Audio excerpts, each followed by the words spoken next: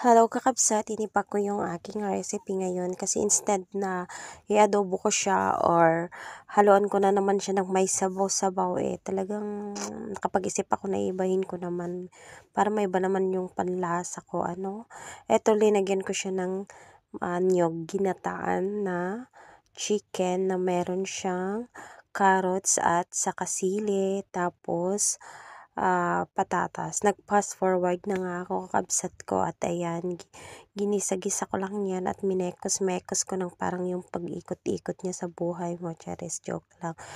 Ayan, tapos linagyan na natin siya ng niyog. Pero hindi ko lahat linagay yung nung isang can kasi nga masyadong marami at malapot na yan for sure. At grabe ito, 2 beses ko na yatang linuto to, pangatlo.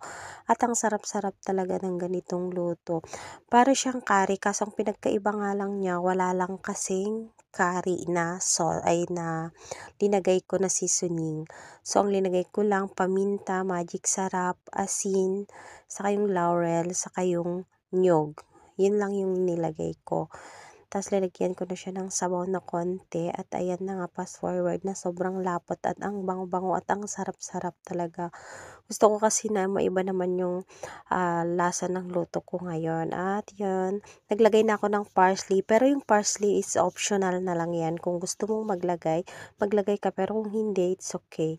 Nasa iyo naman yan. So, yan na nga, tapos na at kakain na tayo. Fast forward na talaga kasi nga 7 o'clock na yan ng gabi at gutom na nga ako at hindi pa ako nananghalian. So, yan na yung ulam natin. Kain tayo kakabsat ko.